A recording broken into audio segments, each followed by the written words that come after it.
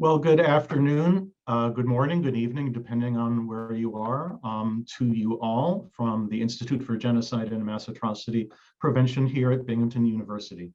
My name is Max Pensky, and I'm one of the two co-directors of I-GMAP. On behalf of the entire I-GMAP staff, it's my pleasure to welcome you all to this month's edition of our regular webinar series. Let me begin by acknowledging that Binghamton University and I-GMAP sit on the ancestral land of the Oneida and the Onondaga peoples. We're delighted that today's webinar will be showcasing the just published book by I-GMAP's own Kerry Whigham, who is Assistant Professor of Genocide and Mass Atrocity Prevention here at the university, as well as Director of Research and Online Education at the Auschwitz Institute for the Prevention of Genocide and Mass Atrocities in New York. His new book, let me do that, is called Resonant Violence, Affect, Memory, and Activism in Post-Genocide Societies. And to start things off, let me just read you very quickly a quick blurb from the publisher of Rutgers University Press. From the Holocaust in Europe, to the military dictatorships of Latin America, to the enduring violence of settler colonialism around the world, genocide has been a defining experience of far too many societies. In many cases, the damaging legacies of genocide lead to continued violence and social divisions for decades. In others, however, creative responses to this identity-based violence emerge from the grassroots, contributing to the widespread social and political transformation. Resonant Violence explores both the enduring impacts of genocidal violence and the varied ways in which states and grassroots collectives respond to and transform this violence through memory practices and grassroots activism. By calling upon lessons from Germany, Poland, Argentina, and the indigenous United States, Resonant Violence demonstrates how ordinary individuals come together to engage with a violent past to pave the way for a less violent future. To help us appreciate the scope and significance of Kerry's new book, we're joined by two wonderful panelists, both of which are deeply experienced scholars and practitioners of transitional justice and memory politics. Bridget Conley is Associate Professor of Research and the Research Director at the World Peace Foundation at the Fletcher School of International Law and Diplomacy at Tufts University. Her specializations include mass atrocities, genocide, museums, and memorialization. And before joining the World Peace Foundation, she served as Research Director for the U.S. Holocaust Memorial Museum's Committee on Conscience, where she helped establish the museum's program on contemporary genocide. Bridget's new book, Memory from the Margins, Ethiopia's Red Terror Martyrs Memorial Museum, was published in 2019. Ernesto Verdeja holds a joint appointment in the Department of Political Science and the Kroc Institute for International Peace Studies at the University of Notre Dame. His research is focused on large-scale political violence, genocide, war crimes, and crimes against humanity, transitional justice, forgiveness and reconciliation, and trials, truth commissions, apologies, and reparations. He's the author of a landmark book in transitional justice, Unchopping a Tree, Reconciliation in the Aftermath of Political Violence. I'm delighted to welcome both of our panelists to this event. Thank you so much for joining us. To start things off, I'd like to ask Kerry to say a few words by way of introduction to Resonant Violence. We'll then turn to our two guests, who will each offer some brief comments to frame a conversation amongst our three panelists. As much as time permits, we'd also be happy to take questions from you in the online audience. Please feel free to submit your questions using the Q&A button at the bottom of your screen, and we'll see how many of your submitted questions we can relay to your speakers. And with that, Kerry, we're happy to turn the floor over to you. Thank you so much, Max. Thanks to everyone for being here. And I want to extend a special thank you to both my colleagues at I-GMAP for hosting this event, and also to Bridget and Ernesto, two scholars whose work has been really formative to my thinking on many of the topics in the book. It's really an honor to have you here for this book launch, and I'm really grateful for your taking the time.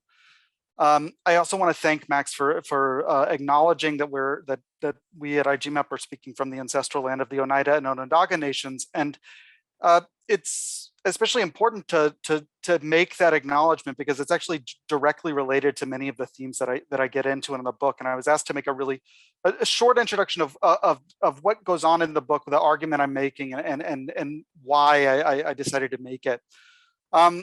And so I wanted to start that brief introduction in the same way that I start the book, which is to turn to November 10th, 2016, when a group of activists were occupying the Standing Rock Sioux Reservation in North Dakota in order to protest the construction of the Dakota Access Pipeline, or DAPL, through unceded Sioux territory.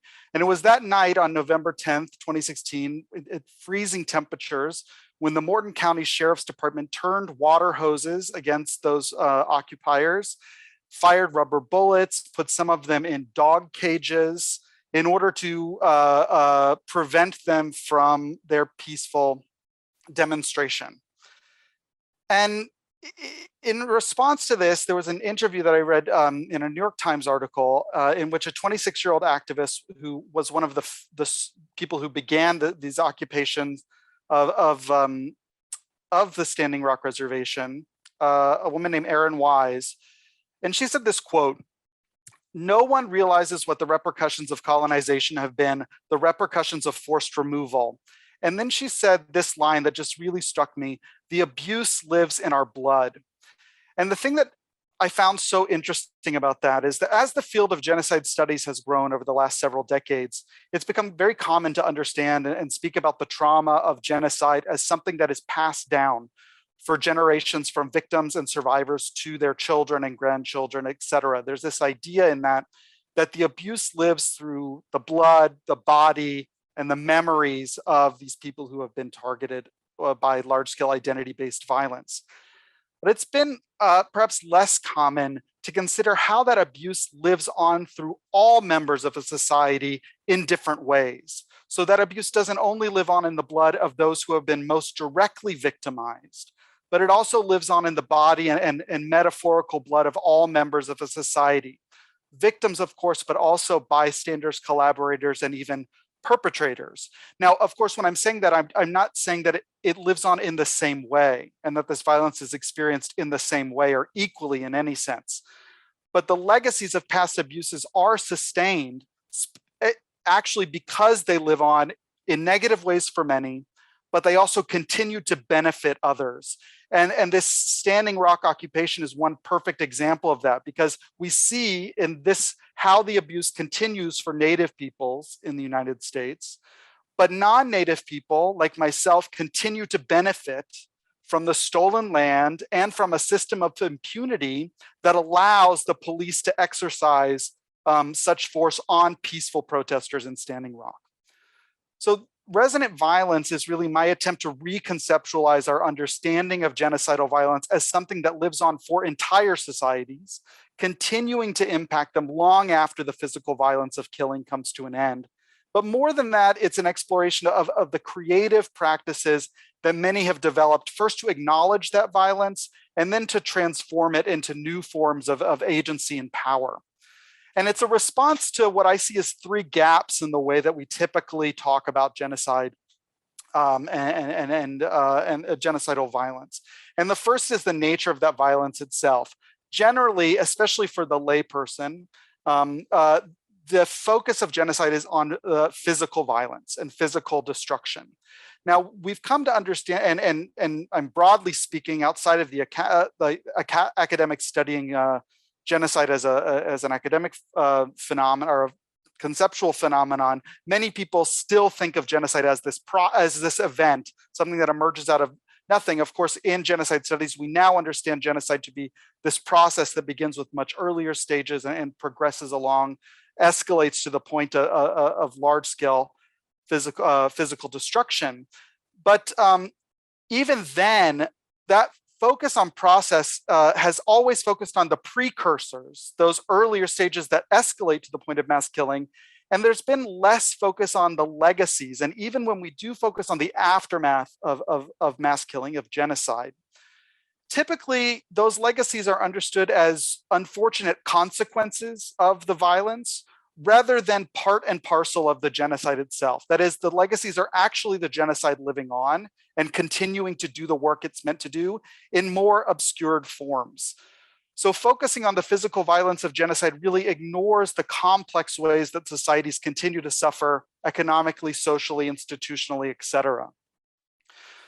There's also this limited approach to prevention. And this is, of course, not my idea, but the idea that is supported here at I-GMAP, at the Auschwitz Institute, where I also work, and by many different scholars, the idea of moving beyond thinking about prevention of genocide merely as intervention in the midst of crisis.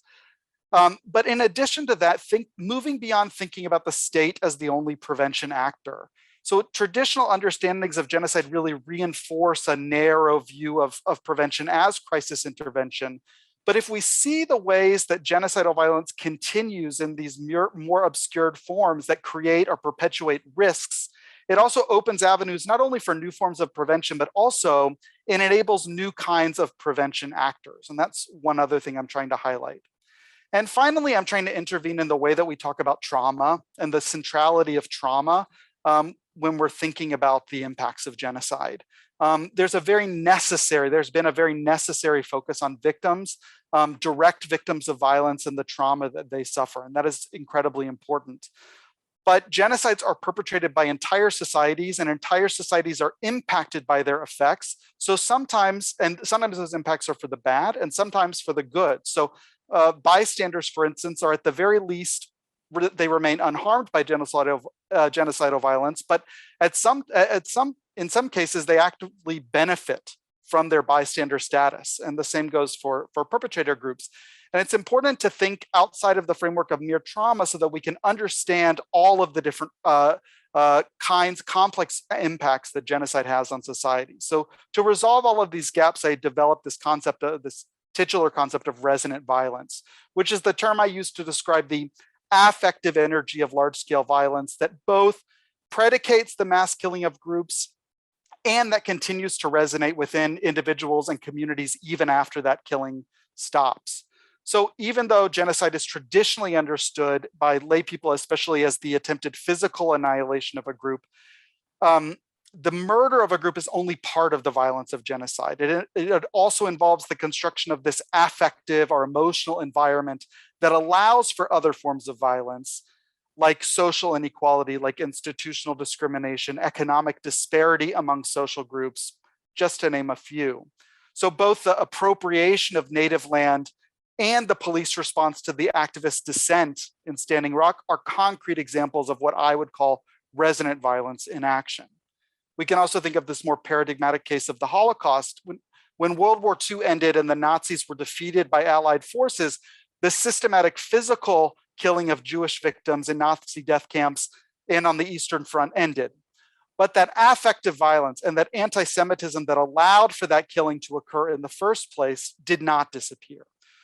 Survivors were forced not only to deal with the enduring trauma of the harms that they and their loved ones experienced, but they also confronted economic and social violence as they worked to rebuild their lives, along with the continued threat of physical violence in some cases, for instance, pogroms in Poland in the decades following World War II.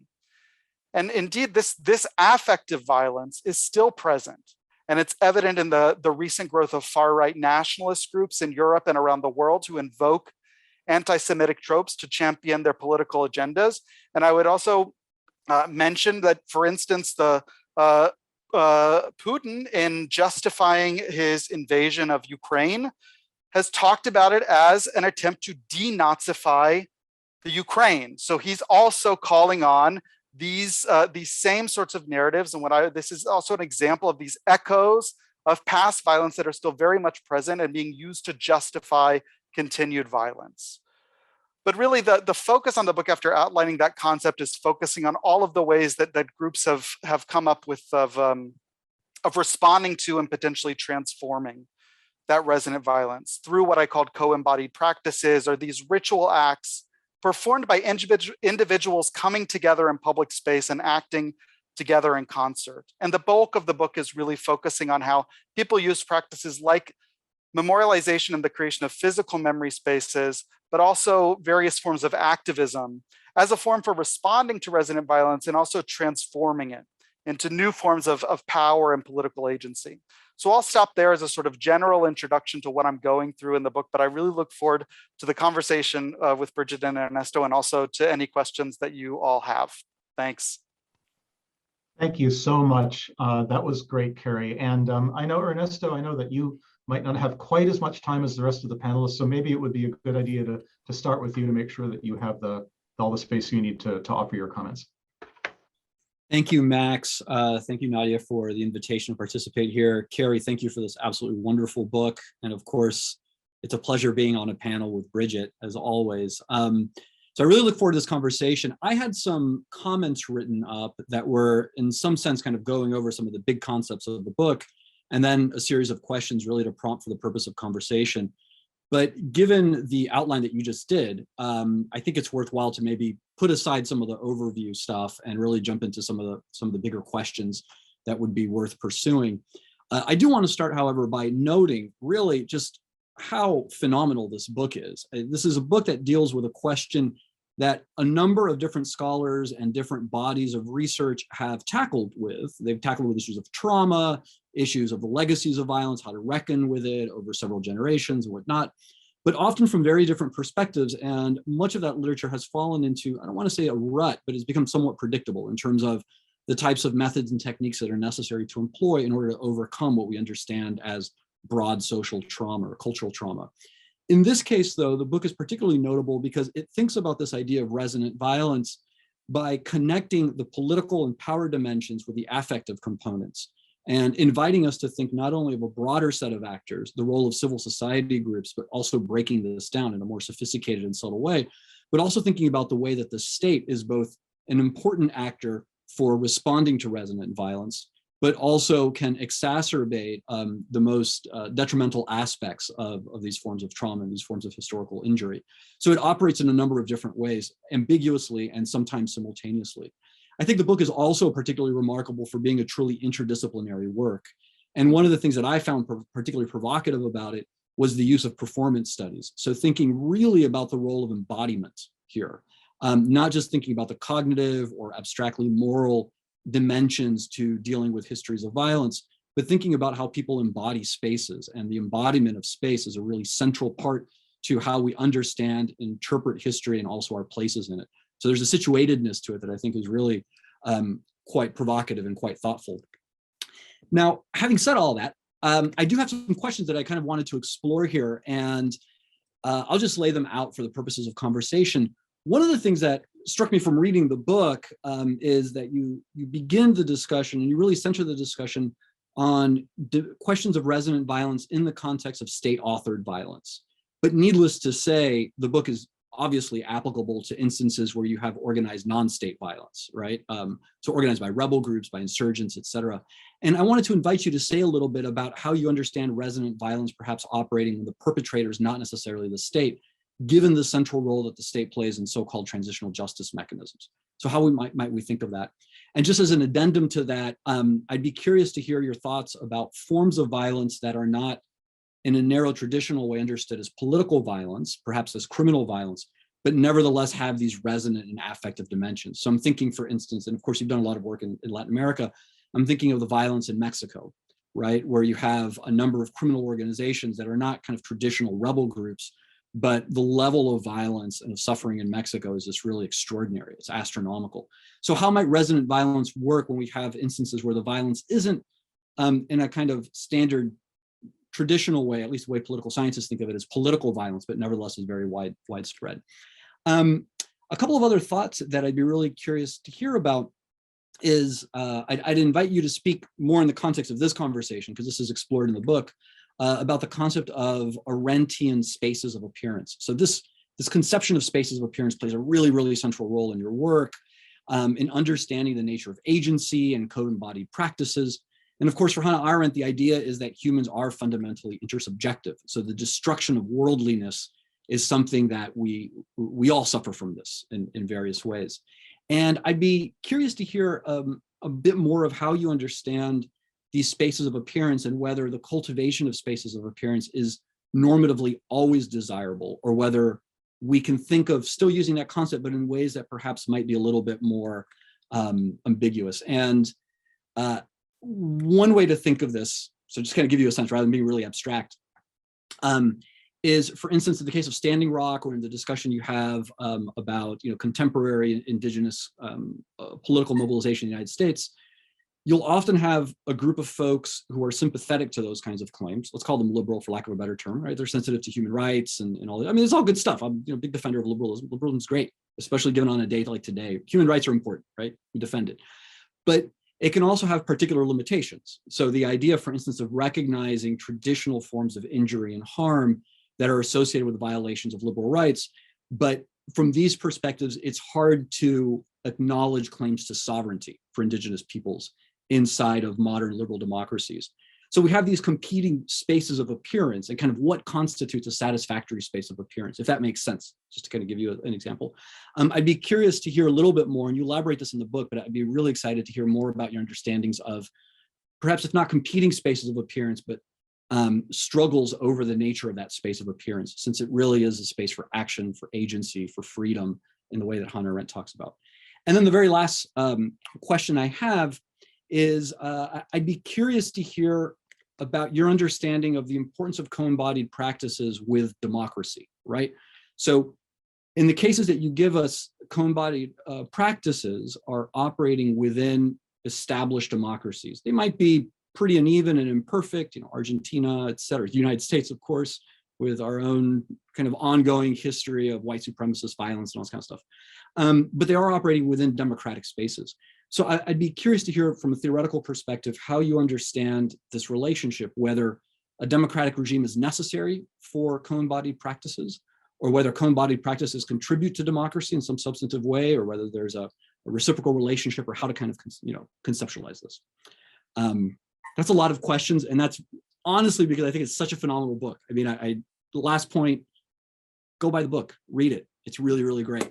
Okay, that's all I have to say. Thank you, Kerry.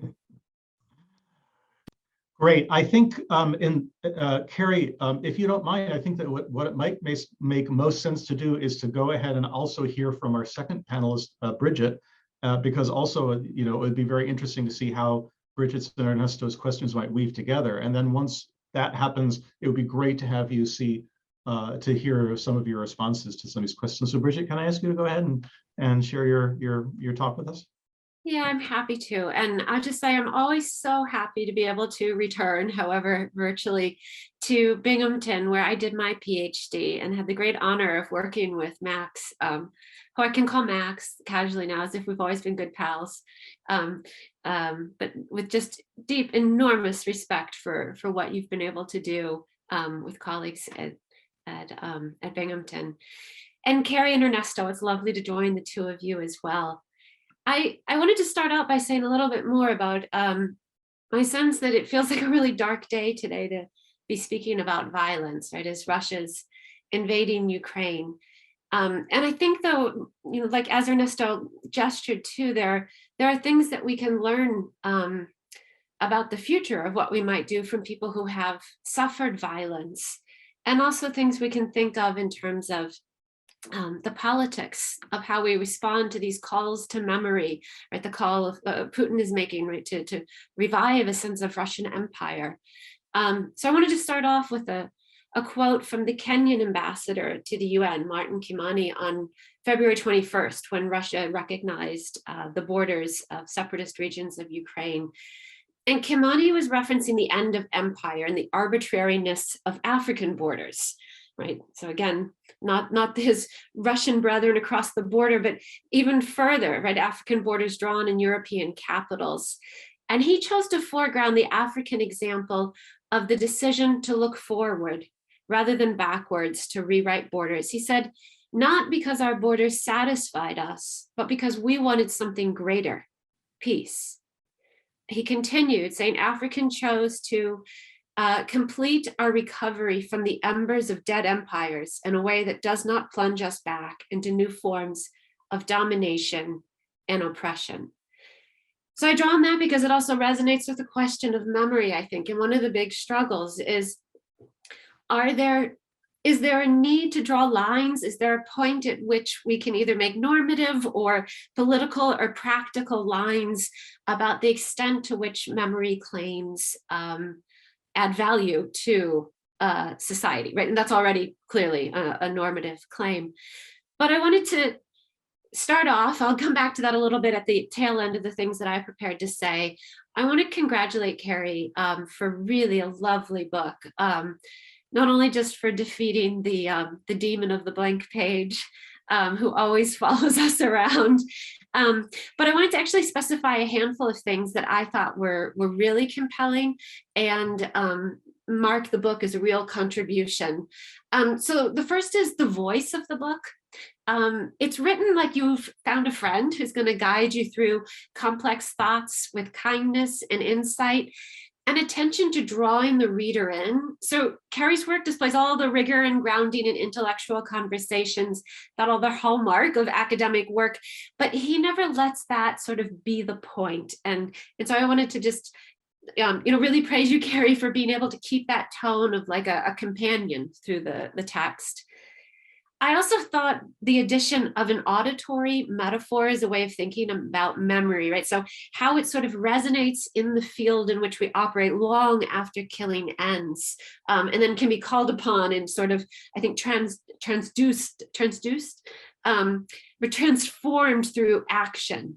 I think it's really innovative and an exciting way to think about memory. I also love that you brought Sarah Ahmed's work into genocide studies and your attention to gender and post-colonial theories. I thought all were really valuable additions and handled really nuanced and well. I also love the examples that you've given in this book, the examples of resistance movements in Argentina, right? Of the trail through Berlin on this memory path, of the history of the occupation of Alcatraz. They're just powerfully developed and rich in detail. I would second Ernesto's point that the performative nature of memory is just also enormously beneficial. For me in particular, right, coming from having spent 10 years at a museum and then kind of going into the political sciencey approaches to transitional justice, where memorials and museums are categorized as symbolic reparations. And I was like, what? Like, that's not at all how they function, right? It's kind of marked off and delimited a time and a place and a site and an audience, which is nothing at all what the real lived experience of that continual activism, change, the embodied process, even just of the tour itself, right? Where knowledge and understanding is generated through a performance. So I think Kerry's work pulls that in brilliantly. I also really wanted to thank you, Kerry, for not being afraid to cross a border. Which for that, I mean the American border, right? So these examples are not limited to international ones. There's a discussion about memory, the politics of memory, what we owe the past, how we grapple with it, how we learn to hear its presence, which is quite apt to study within the United States as well as anywhere else. And I think we all need to be doing more of that. If nothing else, I think the Trump year has helped us understand that politics are too important to be left to politicians. The questions that arose for me, I would say, okay, and I have like this whole like cliche, like way too much auditory metaphor, but I found myself thinking of how sound travels in relation to different surfaces, right? So hard ones where it bounces off and echoes and maybe even grows in ways versus soft spaces, places where sound is absorbed, muffled, or silenced. And underneath it all in the book, this call to listen, right? And that's what I found just really compelling. And I wondered even, you'll see how much I'm sold on the metaphor. If there's even further that we could go as scholars of genocide studies to think, to move this metaphor you've introduced to us even further. But I also then thought about like sound bleed, right? Which is not sort of an awful sort of phrase in this context. So it's not just multi-directional, right? That sound goes this way and that way, or symphonic, right? Where different memory claims might somehow, we could promise that they would fit together and create some sort of large composition. but also the moments where they're discordant. And how do we move them for thinking about discordant memory, right? Hierarchies of memory claims. And as I read your book, I also was thinking a lot about Anna Tsing's book, The Mushroom at the End of the World, on the possibility of life in capitalist ruins, which is a book I just proselytize about endlessly because I love it.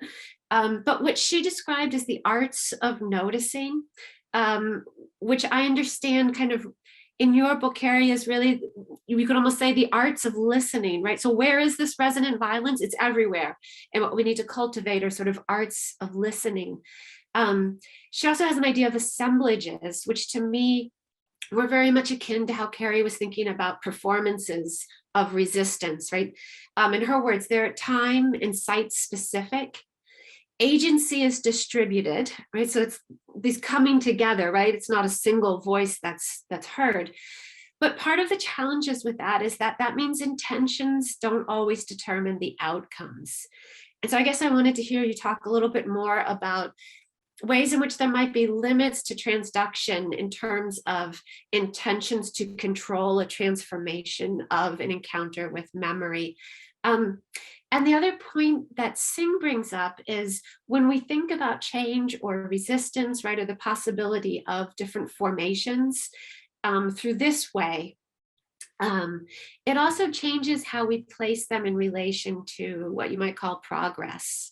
And I think that came out with a number of your examples, especially the Alcatraz one, right, where it's like, okay, what came out? What happened after, right? And it wasn't, and I think maybe it leads into some of Ernesto's question about the role of the state. If we're going to think about these moments of resistance, then we also need to find ways to value them and to maybe alter expectations, right? It's a less directive approach to how we deal with memory of violence. Yeah, and I guess the other thing, and this will probably resonate with some of Ernesto's points as well, but I was thinking of that moment you described between the police and you reference at one point Black Lives Matter, but it could also be the Standing Rock activist. And are not the police also summoning memory, right? Whether you want to call it embedded in whiteness or in privilege. So you have two sides summoning memory in an encounter. And I guess I wanted to think through the space between them, between diverse memory claims. Yeah, so those are the big questions. But again, I'm going to echo, read this book. It's lovely. And the thing too is it's an enjoyable book to read, which cannot be said for all academic books, probably including my own. All right. Well, thank you so much, Bridget and Ernesto. And before I turn things over to Kerry, who has the very easy task of responding to these amazing sets of questions, I just wanted to tell our two panelists that please, you should also feel free to jump in. What we're trying to go for here is a conversation and not three different presentations. So I would not only invite, but also encourage you to have this be a dialogue. So Kerry, please, I'd love to hear your responses. Yeah, well, first, thank you both so much for your kind words and your really thoughtful interventions. It means a lot coming from you two, especially because, I mean, contrary to what Bridget just implied, both Bridget and Ernesto are writers whose work I just value so much, not only because of its theoretical depth, but the beautiful style with which they write in clarity. So I think, and Bridget's new book that just came out, I just think is a fantastic example of writing that also, it's deep, it's rich theoretically, and also she's a wonderful companion that leads you through that. So, and really that goes for both of you. I'm going to try to answer these, and if I'm missing something, or if I'm not being clear on something, please, like Max said, intervene in the midst, because there was so much here, and my mind is just going a mile a minute. So I'll start with Ernesto's comments, and I'm thinking about this. The point that you bring up, that the examples I focus on in this book in particular, the three cases which are related to the military dictatorship in Argentina, the Holocaust in Europe, and indigenous genocide in the United States, all of this is really focused on more traditional conceptions of violence led by, of genocide as state-led violence. But I hope at least that this model of resonant violence also has applicability outside of those those traditional views of the way that we think of genocide as being led by the state, if for no other reason than one thing that I'm really trying to articulate with the theory of resonant violence is that even in those traditional cases, the violence is not only coming from the state, right? It actually requires complicity, might not be the right word, but interaction and engagement at all levels of a society. So, that's one reason that I think it hopefully extends beyond that model. But I think that in particular, I've been thinking about violence that is has an identity component where people are being targeted because of who they are. But then when you bring up cases like, for instance, Mexico, where the violence sort of has a different character, and it's not necessarily identity based in the traditional ways that we would frame it. The one thing that I would say is similar is that the way that the violence functions in Mexico, for instance, is creating an environment in which the affect or emotionality of a population is being managed by the way that that violence is acting and the way that that violence is being distributed. So in that way, I think that the metaphor of resonance could work, though I would be so interested to hear from scholars and practitioners working in those sorts of situations about how applicable they think it might be. But then I'm really struck by the, and grateful for your question about the sort of RN, that my use of RN, who's really been a theoretical touchstone for me, and her concept of spaces of appearance and intersubjectivity. And it actually, this point that Ernesto brought up, actually, I think it is very related to what Bridget brings up with Singh and the idea of assemblages, because actually, so for Arendt, at least my understanding of Arendt, the idea of the space of appearance is this temporary figurative space that emerges when people come together in public space and act in concert towards a shared goal. But I think, Ernesto brings up this great point that, our great question of like, are these always desirable? And when we think about co-embodied practice, is it always desirable? And the answer I would give absolutely is no. Because I actually think that genocide itself is an example of a co-embodied practice and a space of appearance in which people are coming together in public space, working towards a shared goal. It's a goal that we find reprehensible, but it is that, and to that, so these are neutral concepts in my view. Memory as well is always a neutral concept. So I really, and I know Bridget, you articulate this really well in your writing on memory, that we have to move away from thinking about memory as this inherently good and positive thing all the time. Memory can be used to great social or political good. Memory can be used to create great social and political bad. I think a lot of it has to do with intention, as Bridget points out very well in her work. It also has a lot to do with the context and the way that power functions and power relationships in the out of which these practices are emerging. The one the one thing I would say that the way I define when these spaces of appearance or these assemblages are positive in my, and this is a normative view, I am acknowledging it, is by drawing on this other concept of Arendt, which is the distinction she makes between power and violence, which Arendt frames as these two opposing forces, where power is what emerges when through the consent of a group of people, the consent of the governed, for instance, the idea that it emerges out of consent, and violence can only exist when power is not present, because violence is gaining consent through force rather than, well, it's not consent, gaining the control through force rather than by consent. So for me, this is the sort of framework that I always think alongside when I'm thinking of spaces of appearance and when they're positive or productive and when they're negative, is whether they're spaces of appearance for the production of power or for the perpetration of violence in the Arendtian view, not necessarily just our own traditional view. Thinking about intention, though, is another, the point that Bridget brings up, talking about assemblages, I think is another super important thing to recognize, because even when these spaces of appearance emerge, even when people come together for a good intention, it never guarantees anything, right? We don't know what actually is emerging in that. And Arendt gets at this as well through her concept of natality, which is this idea that something is born out of that moment of people coming together. But we never can predict actually what it is that's born in that moment and what happens to it as it resonates onward throughout history. And it can be both good and bad. It can go in all different directions, but that is something that we actually don't necessarily have control over, and we do have to recognize. So this is where I see some connections between what you're both talking about.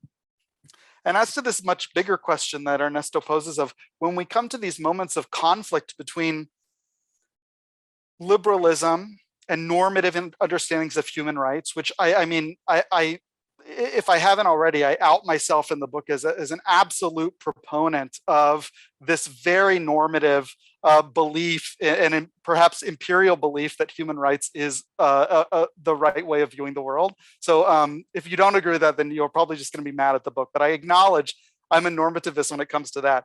But you're right that there are these moments where that Enlightenment understanding of the isolated, individualized, or liberal subject does come into conflict with indigenous modes of understanding of sovereignty and collective being and all of this stuff. So what happens in those moments? And I would say that for me, what I hope and what I hope that these where I see the most hope in these practices is when they lead to, and I use this term very cautiously because I think it's a dangerous term in many situations, but reconciliation. I actually hate the term because it often proposes this idea that there was a time when people were conciled and now they're being reconciled. But I really love the way that Ernesto talks about the concept of reconciliation and defines it in his book, Unchopping a Tree, where reconciliation is about creating an environment of mutual respect, more than just, and that's not just mutual respect in a sort of like superficial way, but actually a space where disagreement and contention can exist, but only in a way where underlying that disagreement and contention is an understanding that all people on all sides of that argument have equal stake and an equal place and a right to have that contentious point of view, and those moments of debate can exist without threat of turning to violence, right? So this is what I hope for. This is what I learned to long for, and that's another place where Ernesto's work's been really influential in shaping at least the way that I think about this. Turning to Bridget, I would just say that I'm really grateful for the way that the sound metaphors resonated with you. Forgive that, but you brought up a really important word that I actually turned to, and I wrote about it in an earlier draft, and it got out. But this idea of what does it mean when there's discordant sound or discordant memory?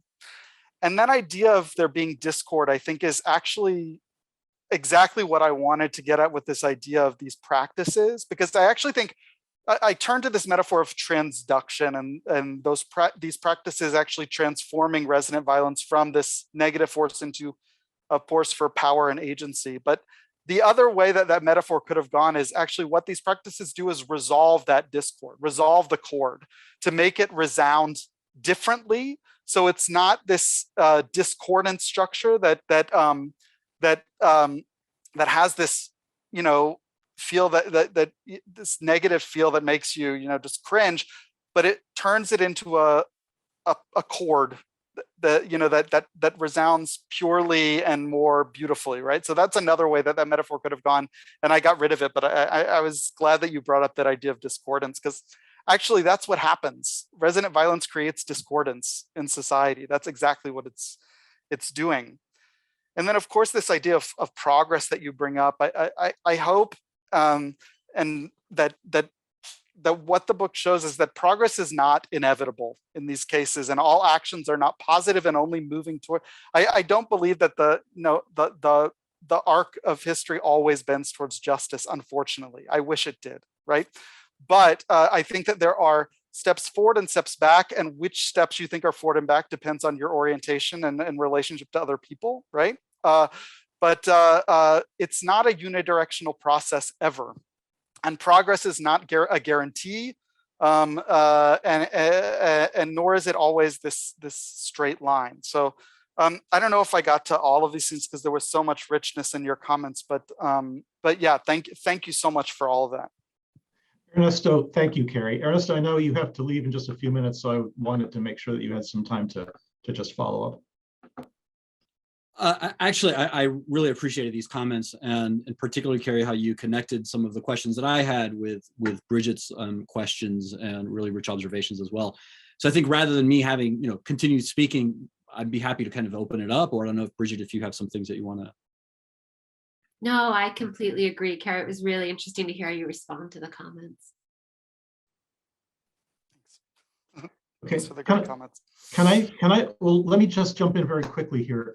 One of the things that is that Bridget really rightly pointed out is that, among many other things, this book is a remarkable piece of original ethnography. I mean, there's really an extraordinarily finely detailed capillary exploration into an evocation of what it feels like to be in an Atrocity in Argentina, to look at your first Stolperstein in Berlin in the early 90s, to explore the trail of tears in a way that you'd never seen it before. And so I applaud that so much.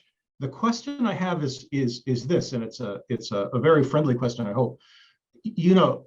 All of you know better than anyone that in transitional justice, both in the academic literature and in practice, there's an ongoing and probably permanent debate about the relative weights of international capacity of state and non-state actors to compare and share best practices on the one hand, and on the other hand, the real need for context. And so for the context is everything. And I wanted to see, Kerry, if you could talk for a moment about how this book has made you think about that differently. I mean, we know, for instance, that the Stolperstein, the stumbling block project that begins in Berlin in the 1990s with these tiny little brass insets with a name and the dates of a victim of the Holocaust, where the Stolperstein literally means stumbling block. So you have to walk on these things every day. You can't not have them intrude in your physical urban space. We know that project is extended well out of Germany. Can you talk about how these practices do or don't, should or shouldn't be internationalized, decontextualized a little bit?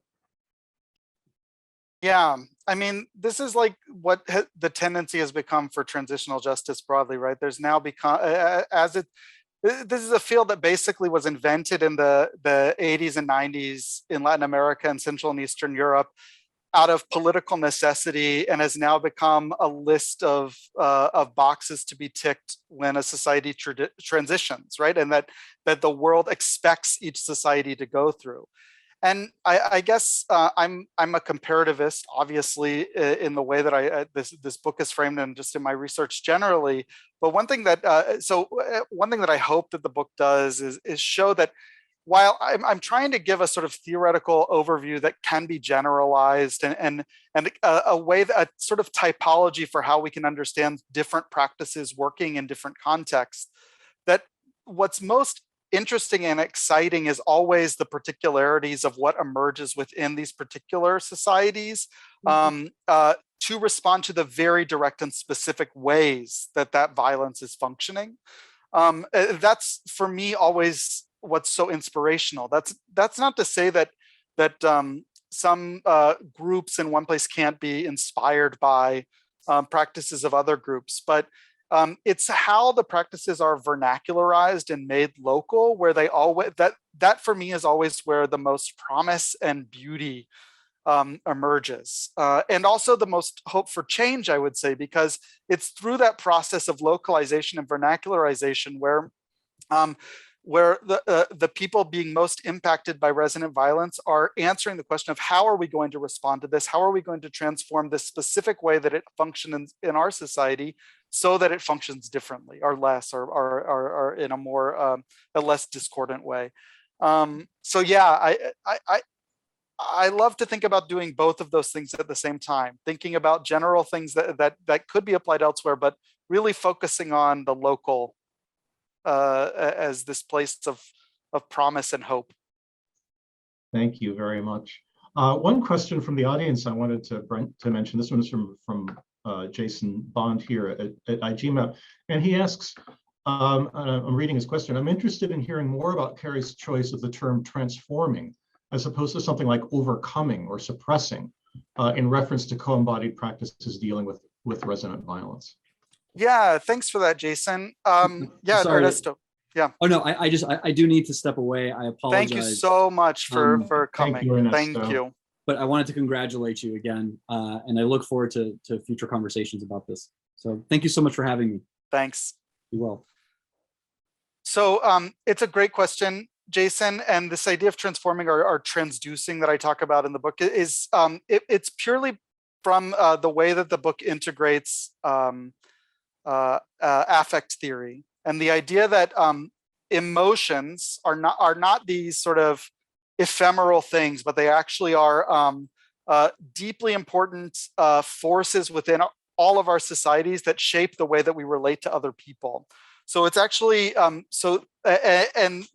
by bringing in affect theory and people like, as Bridget brought up, Sarah Ahmed, there's this idea that the way that affect or the social quality of emotion is discussed is almost like this force, in the same way where there's this law in physics that energy can't be destroyed, it can only be changed or transformed.